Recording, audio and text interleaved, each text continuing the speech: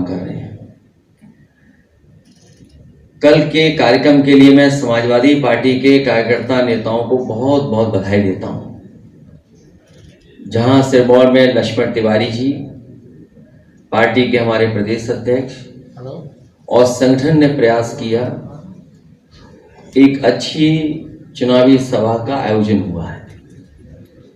पूर्व की तरह समाजवादी पार्टी अपने संगठन, अपनी पार्टी के नेता कार्यकर्ताओं से मिलकर के और उनसे सुझाव लेकर के आने वाले समय में हम लोग किन किन विधानसभाओं में चुनाव लड़ें या किन किन विधानसभाओं पर हम लोग विचार करें, उसको लेकर के बातचीत हुई है।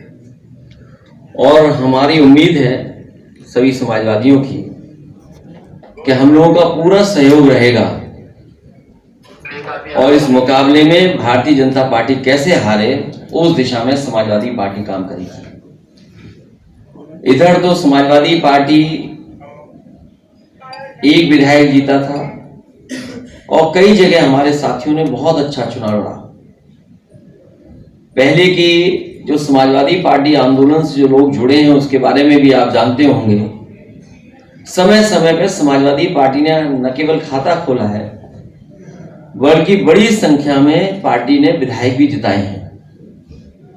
और कई साथी जो हमारे संगठन में या समाजवादी पार्टी में रहे हैं वो आज दूसरे दलों में भी किसी न किसी स्थान पर बैठे हैं।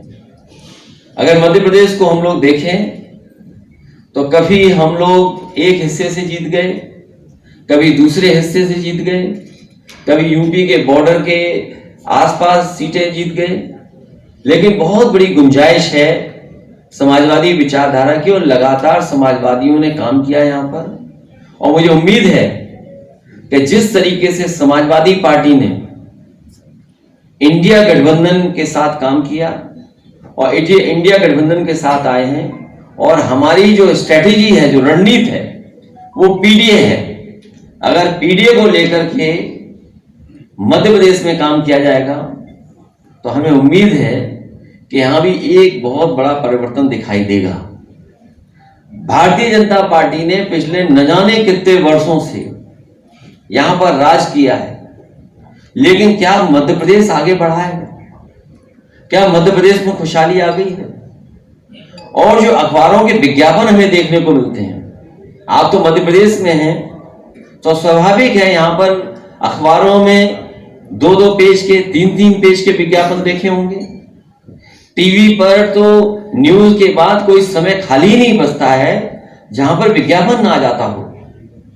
और जहां चुनाव नहीं है, उत्तर प्रदेश में भी बड़े बड़े विज्ञापन आ रहे हैं। हमारी वो मांग जो है बैलेट वाली बनी रहेगी, मांग हम उसको करते रहेंगे। और जब कभी समाजवादियों को या ऐसे लोगों को मौका मिलेगा तो जिस तरीके से अमेरिका है, जापान है या यूरोप में कई तमाम देश हैं जहां पर बैलेट से वोटिंग होती है, वो मुल्क हमसे न जाने कितने आगे हैं। अगर वहां कोई व्यवस्था ऐसी है जो हम बैलेट से वोटिंग कर सकें तो वो हमें भी अपनाना पड़ेगा। जब हम अमेरिका की हर चीज नकल कर रहे हैं, देश के आंकड़ों में अगर हम मध्य प्रदेश का स्थान देखें तो सबसे आगे दिखाई देता है मध्य प्रदेश, कि जहां सबसे ज्यादा माताओं, बहनों, बेटियों के साथ अन्याय हो रहा है। हाल ही की बगल की जो घटना सुनने में आई है 12 साल की बेटी के साथ, कोई आज कल्पना कर सकता है? जो प्रदेश 1 करोड़ 20 लाख बेटी, माताएं, बहनों को लाडली योजना से जोड़ रहा हो, 1 करोड़ 20 लाख के लगभग, उस प्रदेश में यह हालत हो। और फिर एनसीआरबी का आंकड़ा हमारा नहीं है, कोई समाजवादियों का आंकड़ा दिया हुआ नहीं है, ये तो प्रदेश सरकार से जो आंकड़े जाते हैं दिल्ली में, उन्हीं आंकड़ों के हिसाब से मैं बोल रहा हूं। आप सोचिए, 20 साल लगभग यहां पे सरकार और 10 साल दिल्ली की सरकार ने मिलकर के अगर यहां पे असुरक्षित और असुरक्षा की भावना दी है माताओं बहनों में, तो क्या तरक्की और क्या खुशहाली है। और फिर आरक्षण को पास कर रहे हैं लोकसभा में और ये कहकर के कि ये माताओं बहनों को सम्मान के लिए हम योजना लेकर के आ रहे हैं। बीजेपी के लोग इसको लेकर के धूमधाम से प्रचार कर रहे हैं कि हमने महिला रिजर्वेशन बिल लोकसभा और राज्यसभा से पास कर दिया है। लेकिन जब सच्चाई देश ने जानी तो न जाने कब ये लागू होगा। लागू जब हो तब लागू हो, लेकिन उससे पहले भारतीय जनता पार्टी को जो ये बिल लेकर के आए हैं, कम से कम उन्हें साबित करना चाहिए कि मध्य प्रदेश की जो सूची होगी जिसमें चुनाव लड़ाने के प्रत्याशी होंगे, उसमें कम से कम 33% महिलाएं दिखाई दें और 33% वो हों जो उनकी कार्यकर्ता हों, उनकी पार्टी के संगठन की माताएं बहनें हों।